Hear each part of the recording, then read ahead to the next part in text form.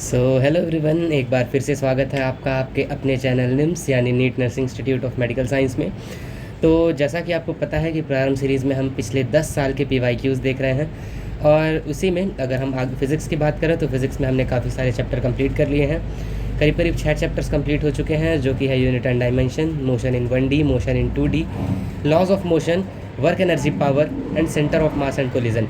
ये टॉपिक्स हमने already complete कर चुके हैं और उसी सीरीज़ में हम आगे देखने वाले हैं आज रोटेशनल मोशन के लास्ट 10 ईयर्स के PYQs। लास्ट 10 ईयर्स के PYQs का मतलब 2013 से 2023 तक के हम सारे PYQs देखेंगे। टोटल अगर आप देखोगे तो सारे पेपर मिला के टोटल 36 क्वेश्चन देखने को मिले हैं आपको लास्ट 10 ईयर से। ठीक है, तो चलिए आगे चलते हैं और देख लेते हैं पेपर वाइज डिस्ट्रीब्यूशन की किस पेपर में आपको कितने क्वेश्चंस देखने को मिले थे। ठीक है तो अगर आप नीट 2023 मणिपुर की बात करोगे तो वहाँ रोटेशनल मोशन से एक क्वेश्चन देखने को मिला था। नीट 2023 के मेन एग्जाम में 2 क्वेश्चन थे। नीट 2022 के फेज़ 2 में एक क्वेश्चन था, फेज़ 1 में 2 क्वेश्चन था। नीट 2021 में 2 क्वेश्चन देखने को मिले थे। नीट 2020 के फेज़ 1 में एक क्वेश्चन देखने को मिला था। नीट 2019 में 3, 18 में 4, 17 में 2 क्वेश्चंस थे। नीट 2016 के फेज़ 2 में 3 क्वेश्चंस थे, फेज़ 1 में भी 3 क्वेश्चन थे। AIPMT 2015 में 3 क्वेश्चन देखने को मिले थे और जो पेपर कैंसिल हुआ था उसमें भी 3 क्वेश्चन थे। AIPMT 2014 में 2 क्वेश्चन देखने को मिले थे। नीट 2013 कर्नाटका में भी 2 क्वेश्चन और नीट 2013 के मेन एग्जाम में भी 2 क्वेश्चन। मतलब अगर आप कुल मिलाकर देखो तो इस क्वेश्चन से 2, 3 या फिर 4 क्वेश्चन, इतने क्वेश्चन देखने को आपको मिल सकते हैं। 2 भी, 3 भी, 4 भी, जनरली ऐसा कुछ डिस्ट्रीब्यूशन रहा है। मोस्ट प्रोबेबली 3 क्वेश्चन आपको देखने को मिल सकते हैं। ठीक है, तो मैंने जैसा कि आपको बताया था कि टोटल कितने क्वेश्चंस आए हैं, 36 क्वेश्चन। तो at the end of lecture आपको बताना है कि आपने इनमें से कितने क्वेश्चन सही किए। ठीक है, चलिए आगे चलते हैं और देख लेते हैं कि रोटेशनल मोशन का सिलेबस क्या है। ओके, तो अगर आप रोटेशनल मोशन के सिलेबस की बात करोगे तो एक minute, just wait a second. All right, तो देखिए सबसे पहले centre of mass and collision हमने पिछले लेक्चर में देखा था, है ना।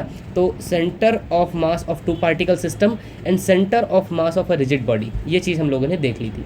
After that basic concept of rotational motion इस लेक्चर में देखेंगे हम लोग।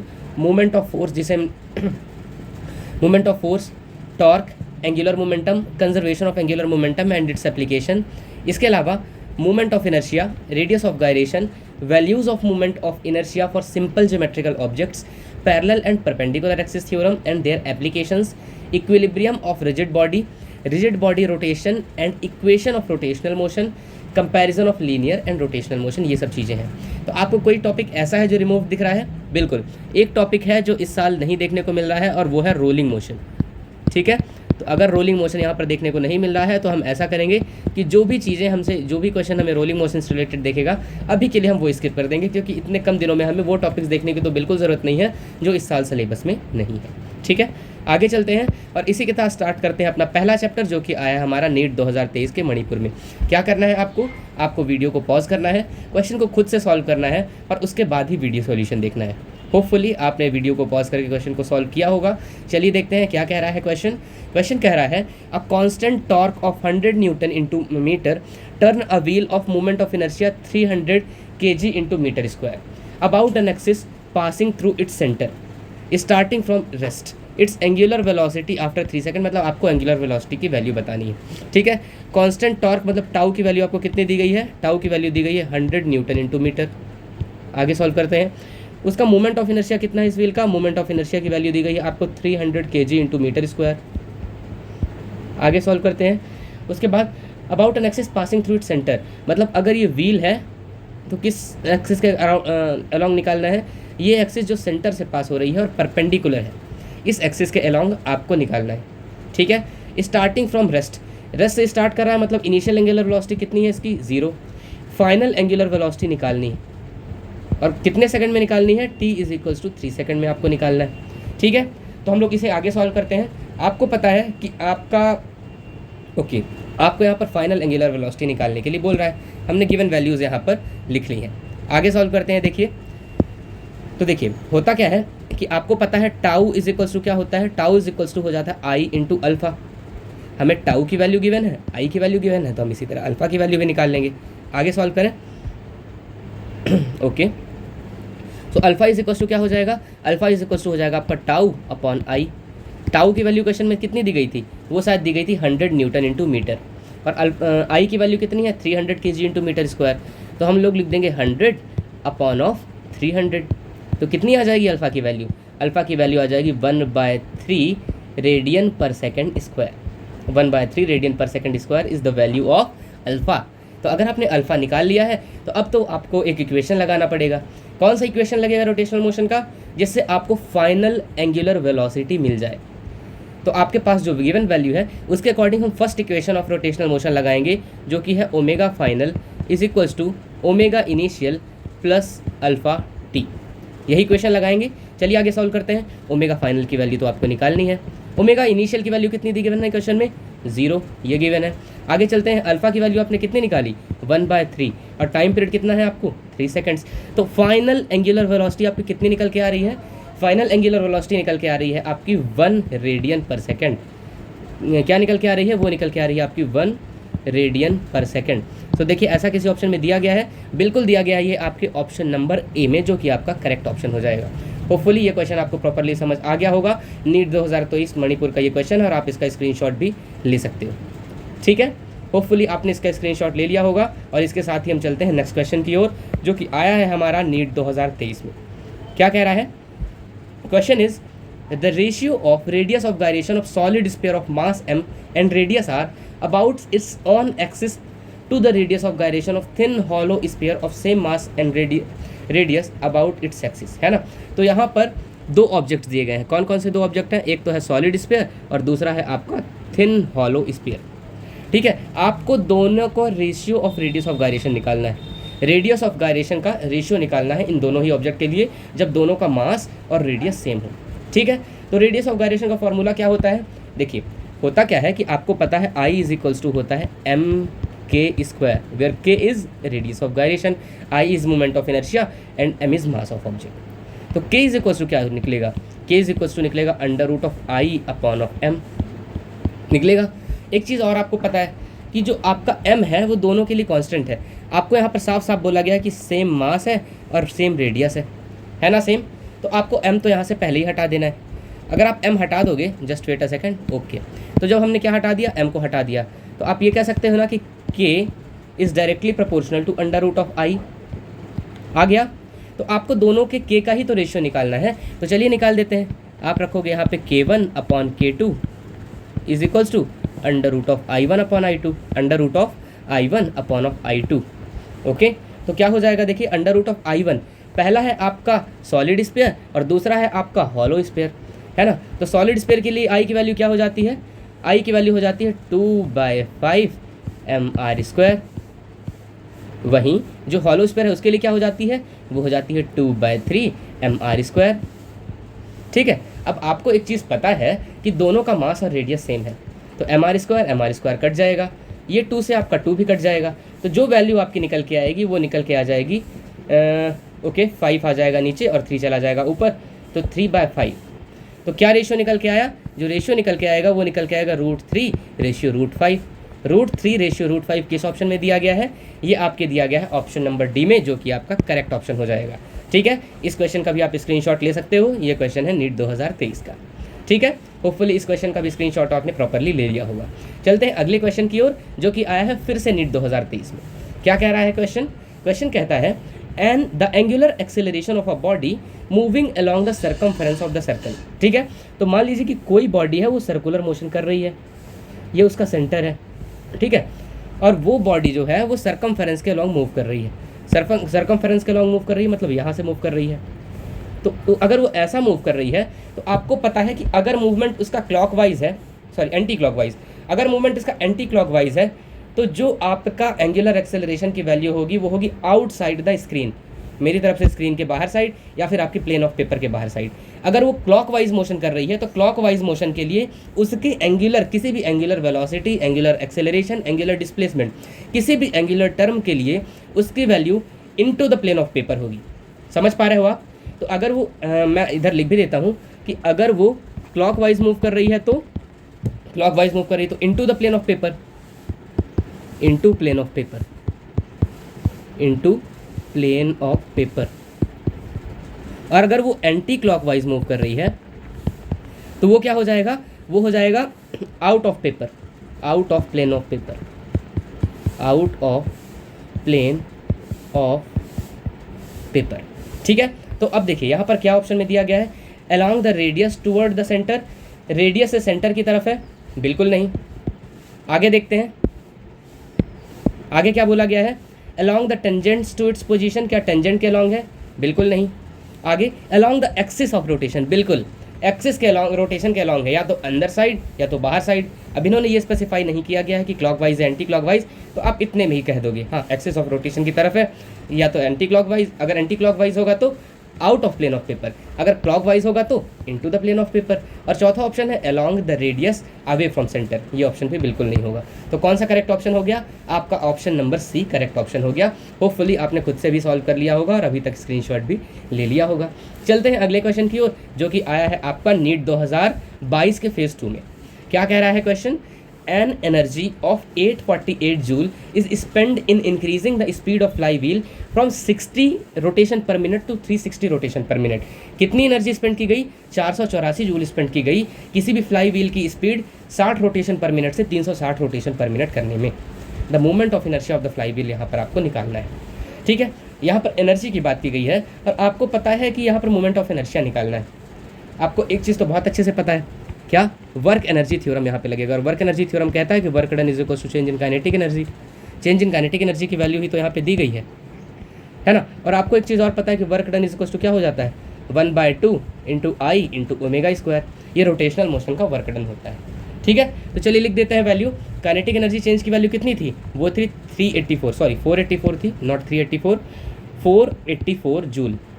इस 2 को भी इधर मल्टीप्लाई कर लें तो क्या हो जाएगा, 484 इंटू 2 इज इक्वल टू आई की वैल्यू निकालनी है और ओमेगा स्क्वायर की वैल्यू चाहिए। तो आप यहाँ पर क्या कर दोगे, ओमेगा फाइनल का स्क्वायर माइनस ओमेगा इनिशियल का स्क्वायर कर दोगे। आगे सॉल्व करते हैं तो 484 इंटू 2 कितना हो जाएगा, 16 टू 32 मतलब 968 is equals to I into omega final कितना है। देखिए हमें यहाँ पर जो वैल्यू दी गई है ये ओमेगा की वैल्यू नहीं है, ये आपके फ्रीक्वेंसी की वैल्यू है, आपको भी पता है। तो अगर मान लीजिए फ्रीक्वेंसी की वैल्यू f1 की वैल्यू कितनी दी गई है, 60 rpm, तो अगर आपको रोटेशन पर सेकंड में निकालना है तो क्या करोगे आप, 60 को 60 से डिवाइड कर दोगे तो कितने निकल के आ जाएगी, ये निकल के आ जाएगी 1 rps, 1 रोटेशन पर सेकंड निकल के आ गई। तो ओमेगा 1 की वैल्यू कितनी निकलेगी, ओमेगा 1 की वैल्यू निकलेगी 2 पाई इंटू 1 मतलब 2 पाई ओमेगा 1 की वैल्यू निकल के रेडियन पर सेकंड में। वहीं f2 की वैल्यू कितनी है, f2 की वैल्यू है आपकी 360 rpm, 360 rpm मतलब 360/60, तो कितना हो जाएगा, ये हो जाएगा आपका 6 rps। तो ओमेगा फाइनल की वैल्यू कितनी निकल के आएगी, ओमेगा फाइनल की वैल्यू निकल के आएगी 2 पाई इंटू 6 मतलब आ जाएगा ये 12 पाई रेडियन पर सेकंड। ये निकल के आ गई आपकी ओमेगा फाइनल की वैल्यू। ये थी ओमेगा इनिशियल और ये हो गई ओमेगा फाइनल। तो बस यहाँ पर ओमेगा इनिशियल और ओमेगा फाइनल की वैल्यू रखिए। ओमेगा फाइनल की वैल्यू कितनी निकाली आपने, वो निकाली 12 पाई का स्क्वायर, 12 पाई का स्क्वायर माइनस 2 पाई का स्क्वायर। आगे सॉल्व करते हैं, देखिएगा। तो जब आगे सॉल्व करेंगे हम लोग थोड़ा सा कलर चेंज करेंगे, बिल्कुल आगे चलिए। तो 968 is equals to I into 12 pi का स्क्वायर कितना हो जाएगा, ये हो जाएगा 144 पाई स्क्वायर माइनस 2 पाई का स्क्वायर क्या हो जाएगा, 4 पाई स्क्वायर हो जाएगा। तो आगे सॉल्व करते हैं, 968 is equals to I into 144 minus 4 कितना हो जाएगा, 140 पाई स्क्वायर, 140 पाई स्क्वायर हो गया। ठीक है, तो आपकी आई की वैल्यू क्या निकल के आएगी, आई की वैल्यू निकल के आएगी 968 अपॉन ऑफ 140 और यहाँ पे लिख देना है आपको पाई स्क्वायर। आपको मैं कैलकुलेशन के लिए बता दूँ हमेशा के लिए कि पाई स्क्वायर का मतलब 3.14 इंटू 3.14 जो कि करीब करीब अप्रॉक्सीमेटली 10 के बराबर आता है। तो आपको कैलकुलेशन के लिए ज़्यादा परेशान होने की ज़रूरत कभी भी नहीं है। ठीक है, आप क्या करोगे, 968 अपॉन ऑफ 140 इंटू 10, 140 इंटू 10 हमेशा के लिए याद रख लीजिए ये चीज़, मतलब 968 अपॉन 1400। ठीक है, तो आई की वैल्यू क्या निकालोगे आप, 968 अपॉन 14 इंटू 10 टू की पावर -2 कर सकते हो आप। देखिए 14 करीब करीब 7/14 7 जा होता है 90 कितना, 14 7 जा होता है 98 और यहाँ पे 968 लिखा गया है, मतलब अप्रॉक्सीमेटली यहाँ पर 70 टाइम्स में जा रहा है। ये कितने टाइम्स में? 70 टाइम्स में। वैसे तो ये आपको दिख ही रहा है ये 69 टाइम्स में जा रहा है, अप्रॉक्सीमेटली 70 आप लिख सकते हो। तो 70 इंटू 10⁻⁻2 आ रहा है। तो आप आई की वैल्यू जो फाइनली निकालोगे तो कितनी निकालोगे? वो निकालोगे 0.7, और आई जो होता है वो होता है mr², मतलब kg इंटू मीटर स्क्वायर। तो ये निकल के आ जाएगी आपकी आई की वैल्यू, मोमेंट ऑफ इनर्शिया की वैल्यू।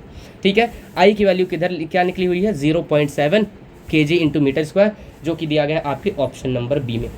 ठीक है, होपफुली ये क्वेश्चन भी प्रॉपरली समझ आ गया होगा आपको। आप इसका स्क्रीनशॉट भी ले सकते हो, मैंने स्क्रीन में छोटा कर दिया है।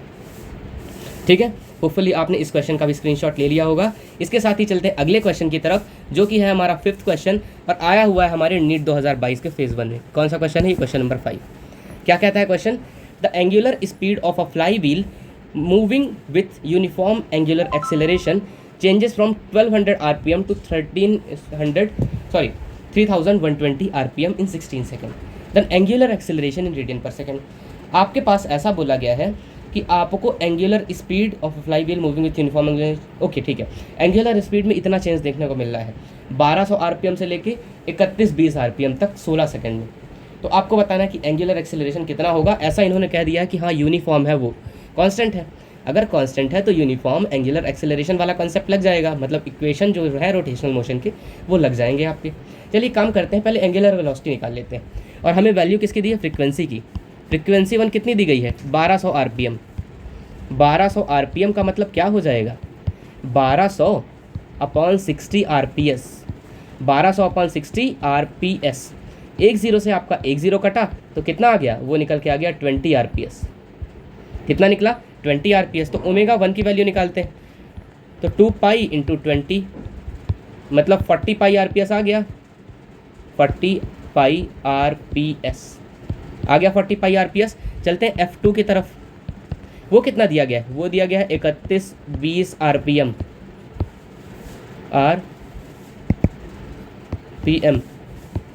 Is equals to 3120/60 RPS।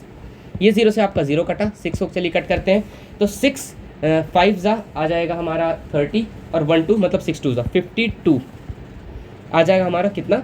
52 RPS। ठीक है, वैसे हमने एक यहाँ पे गलती कर दी है छोटी सी, यहाँ पे RPS नहीं रेडियन पर सेकंड में निकल रहा है। ठीक है, डोंट वरी, ये निकल जाएगा रेडियन पर सेकंड में।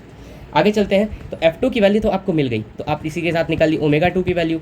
वो कितने निकल के आ जाएगी? 2 पाई इंटू 52, मतलब हो जाएगा 140 पाई रेडियन पर सेकंड। 140 पाई रेडियन पर सेकंड ये निकल के आ जाएगी आपकी किसकी वैल्यू? ω2 की वैल्यू।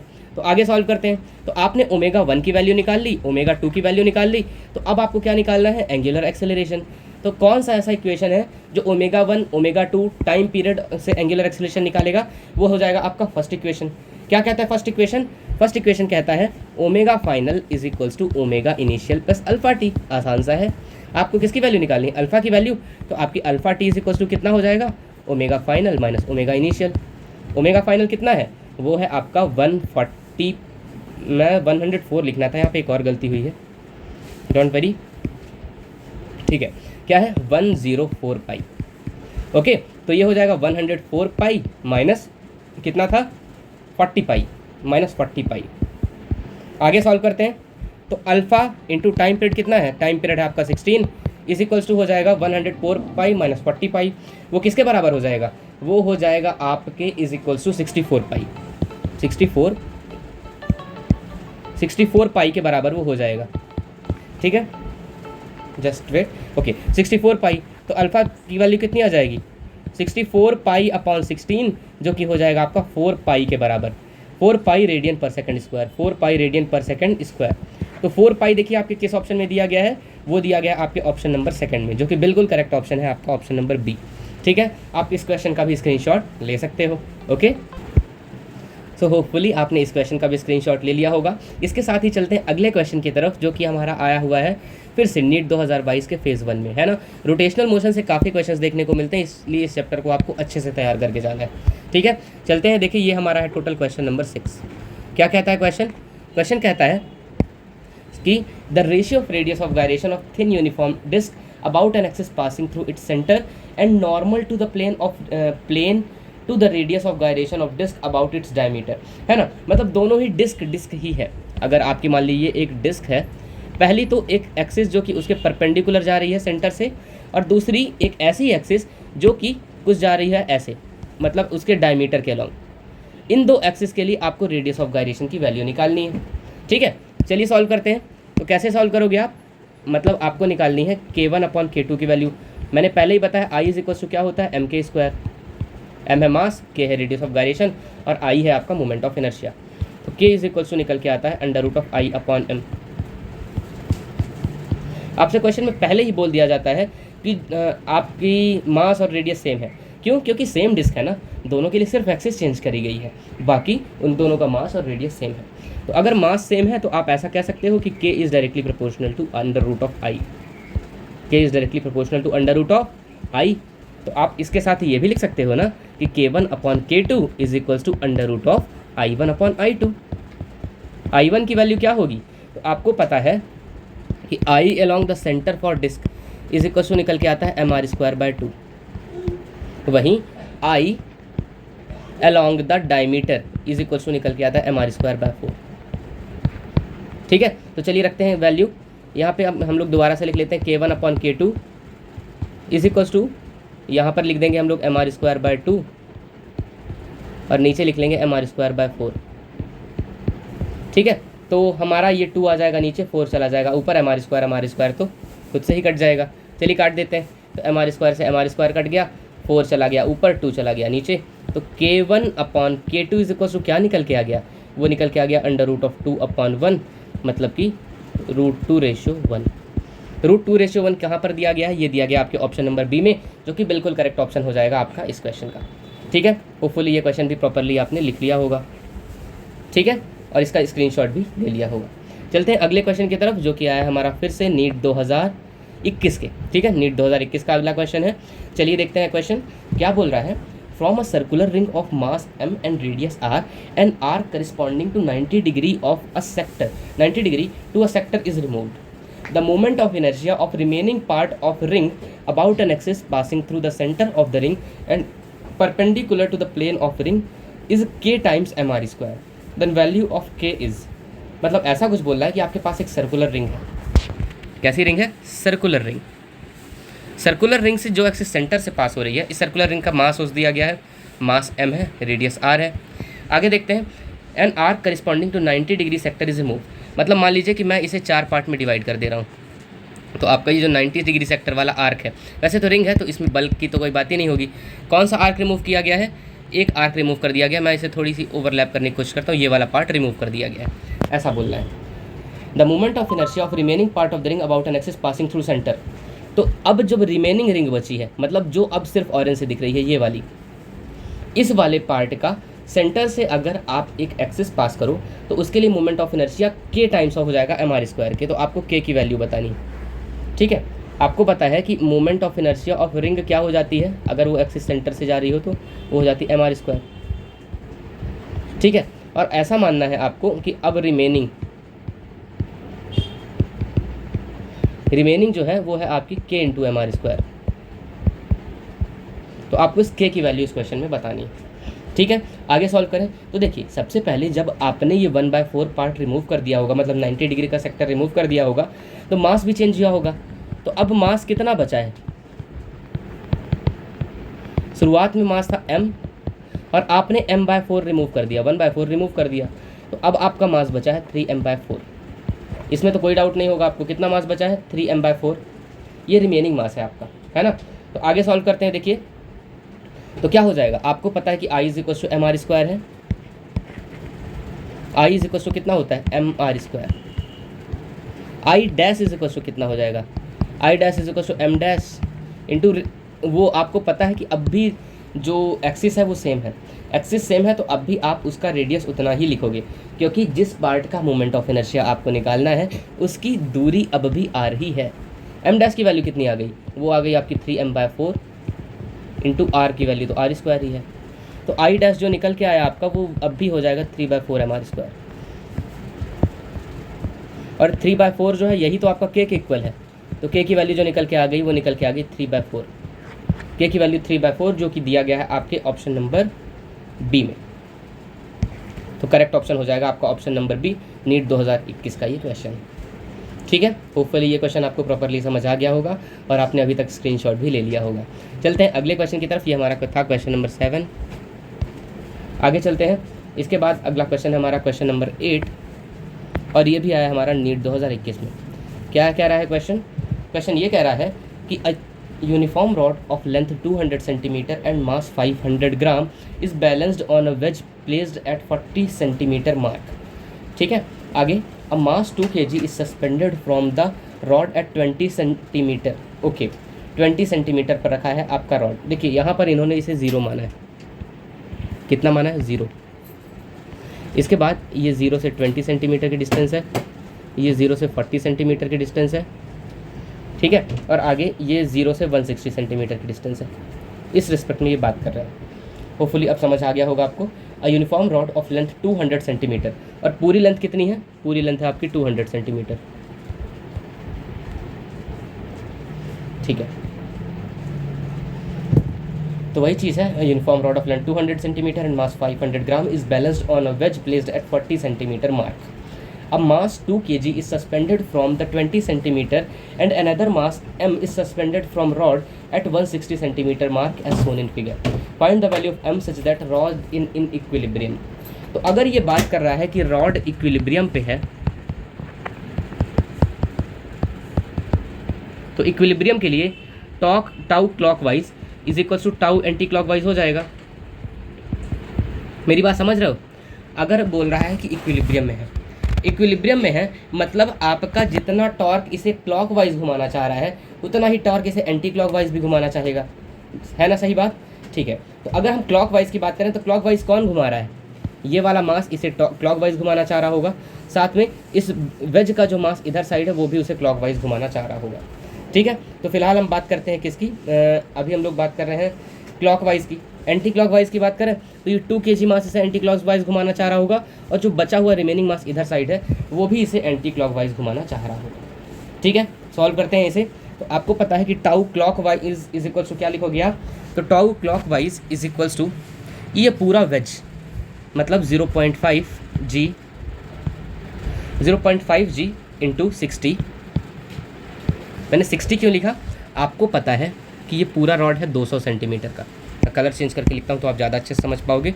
ये पूरा रॉड है, इसकी लेंथ है 200 सेंटीमीटर। तो इसका सेंटर कितने सेंटीमीटर में आ रहा होगा? 100 सेंटीमीटर में। और ये 40 सेंटीमीटर में है, तो ये 40 से 100 के बीच की डिस्टेंस 60 ही तो होगी। और इसका पूरा मास पूरे इस वेज मतलब पूरे इस ब्लॉक का मास इसके सेंटर ऑफ मास पर कोइंसाइड कर रहा होगा। तो 0.5 g इंटू 60 मैंने इसलिए लिखा, प्लस दूसरा मास मतलब m मास इंटू इसकी डिस्टेंस कितनी है 40 to 160, मतलब आप इसे 120 लिख सकते हो। इसी को टाउ एंटी क्लॉकवाइज। तो आपको पता है कि इस 60 से वो जो दूसरा kg 2 kg मास रखा है वो कितनी दूरी पर है? 20 सेंटीमीटर पर। मैं लिख दूंगा यहाँ पर 2 इंटू 20, 2g इंटू 20। ठीक है, एक चीज़ और थी, यहाँ पे mg लिखना था जो कि हम भूल गए थे। अब एक काम करते हैं, हम यहाँ से पूरे से g रिमूव कर देते हैं। यहाँ भी g रिमूव, यहाँ भी g रिमूव, यहाँ पे भी g रिमूव, जिससे हमारा थोड़ी सी इक्वेशन आसान हो जाएगा। आगे सॉल्व करते हैं। 0.5 इंटू 60 मतलब 5 6 30, समझ रहे हो आप? 6 5 30 प्लस m इंटू 120 मतलब 120 m इज इक्वल टू किसके बराबर हो जाएगा? ये 40 के बराबर हो जाएगा। तो 120 m बराबर 40 माइनस 30 मतलब 10। तो m की वैल्यू कितनी आ जाएगी? वो निकल के आ जाएगी 1/12 kg में। और 1/12 आपके किस ऑप्शन में दिया गया है? ये दिया गया है आपके ऑप्शन नंबर ए में। ठीक है, होपफुली ये क्वेश्चन भी आपको प्रॉपरली समझ आ गया होगा। नीट 2021 का ये क्वेश्चन है। ठीक है, आप इसका स्क्रीनशॉट भी ले सकते हो। ठीक है, क्वेश्चन नंबर 8 था हमारा। ठीक है, ले लिया आपने स्क्रीनशॉट। चलते हैं अगले क्वेश्चन की तरफ। अगला क्वेश्चन है हमारा नीट 2022 के फेज 1 में। क्या कह रहा है question? Find the torque about the origin when a force of 3J cap newton act on a particle whose position vector is 2k cap metre. ठीक है, तो आपको एक बात पता होगी कि जो टॉर्क होता है, टॉर्क का फार्मूला क्या निकल के आता है? टॉर्क का फार्मूला निकल के आता है R क्रॉस F। कंफ्यूज मत होइएगा, R vector cross F vector. ये निकल के आता है। ठीक है, आगे सॉल्व करते हैं। आर वेक्टर की वैल्यू कितनी है? आर वेक्टर की वैल्यू यहाँ पर आपको दी गई है 2k cap, sorry 2k cap. Cross product निकालते हैं। एफ वेक्टर की वैल्यू कितनी दी गई है? वो वैल्यू दी गई है आपकी 3j कैप। अब आपने ये चीज़ तो सीख रखी होगी क्या, आई जे के, है ना। तो आपको पता है कि आई क्रॉस जे कितना होता है, के कैप, जे क्रॉस के आई कैप, और के क्रॉस आई जे कैप। भाई इसका अगर उल्टा, अगर आप एंटी क्लॉक वाइज जाते हैं तो माइनस हो जाता है। तो आपको पता है कि यहाँ पे आपको के क्रॉस जे निकालना है। तो के क्रॉस जे कितना हो जाएगा, माइनस आई और 3 2 6। तो टाउ की जो वैल्यू आपकी निकल के आएगी वो निकल के आएगी 6 तो आ रही थी, 3 2 6, लेकिन यहाँ पर माइनस आई कैप लेनी है आपको, माइनस आई कैप, क्योंकि के क्रॉस जे माइनस आई होता है। तो टाउ इज इक्वल्स टू आ जाएगा -6 आई कैप, जो कि आपके दिया गया है ऑप्शन नंबर बी में। ठीक है, होपफुली आपको ये क्वेश्चन प्रॉपरली समझ आ गया होगा। ये था हमारा क्वेश्चन नंबर 9 जो कि आया था नीट 2022 के फेज़ 1 में, नीट 2020 के फेज़ 1 में। ठीक है, स्क्रीनशॉट ले लिया होगा आपने। चलते हैं अगले क्वेश्चन की तरफ। अगला क्वेश्चन है हमारा नीट 2019 में, क्वेश्चन नंबर 10 है हमारा। ठीक है, क्या कह रहा है ये क्वेश्चन? क्वेश्चन कह रहा है a solid cylinder of mass 2 kg and radius 4 centimetre is rotating about its axis at a rate of 3 rotation पर मिनट। सॉलिड सिलेंडर है, मास 2 kg का, रेडियस 4 सेंटीमीटर का, वो एक एक्सिस के अराउंड रोटेट कर रहा है 3 रोटेशन पर मिनट से। Torque required to stop after 2 pi revolution is. तो जब वो 2 पाई रिवोल्यूशन कंप्लीट कर ले उस वक्त पर कितना टॉर्क लगेगा इसे रोकने के लिए, ये आपको इस क्वेश्चन में बताना है। ठीक है।